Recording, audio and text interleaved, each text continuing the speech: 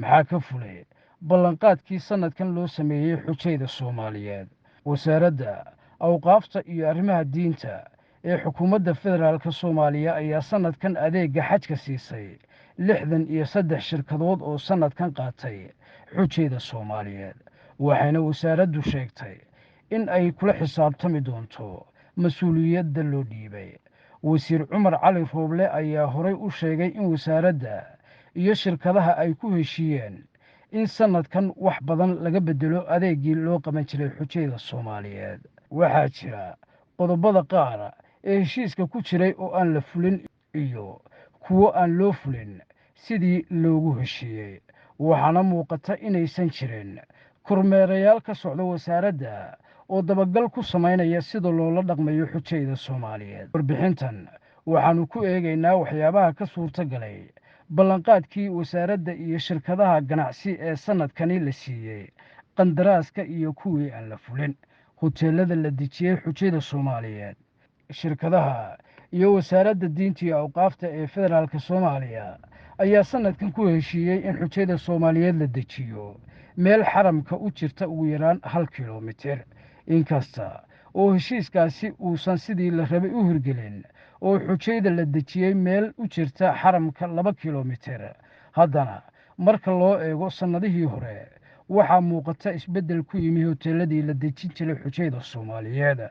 xujayda oo intooda badan ah dad waayeel ah oo socodka uu dhibayo ayaa dhibaato ku qaba in ay 5 salaadood u lugeeyaan xaramka oo u jira 2 kilomitir, iyada oo weliba laga soo qaaday lacago aad u tiro badan. qodobka labaad ayaan ku eegaynaa cuntada la siinayo xujayda soomaaliyeed. wasiirka ayaa sheegay in sannadkan heshiiska lacagta laga qaaday xujayda soomaaliyeed oo dhan $5,200 ay ku jirto cunto la siinayo xujayda soomaaliyeed, balse taasi ma suurto gelin. waxaanan xaqiijinay in xujayda soomaaliyeed ay cuntada soo iibsadaan. hoteellada la dejiyey xujayda oo ah 3 hoteel oo isku dheggan ayaan lahayn wax makhaayado laga cunteeyo ah, waxaana xujaydu ay ku qasban yihiin in ay tagaan makhaayado ka fog hoteellada ay deggan yihiin, halka qaar kalena ay cuntada ka iibsadaan gabdho cuntada ku iibiya meelo u dhow hoteellada ay deggan yihiin. xujayda waddamada kale ka soo xajiyey ayaa waxaa hoteelladeeda loogu geeyaa raashinka 3 waqti ay wax cunayaan, weliba iyada oo waddamada qaar dadka ka soo xajiyey laga soo qaaday lacag ka yar midda laga qaaday xujayda soomaaliyeed. qodobka saddexaad ee warbixinteennan ayaynu ku eegaynaa teendhooyinka mina. wasiirka ayaa sheegay inay shirkadaha qaaday xujayda soomaaliyeed lagula heshiiyey inay sannadkan xujayda dejiyaan teendhooyin u dhow dhagax tuurka.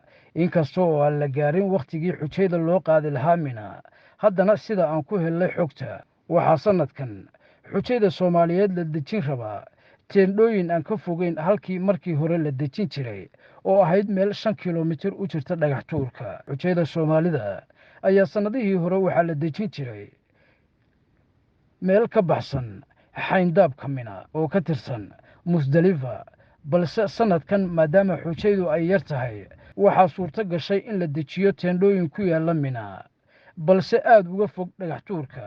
xujayda soomaalida ayaa ku qasban in ay daqiiqado badan u soo lugeeyaan dhagax tuurka si ay dhagaxa u tuuraan.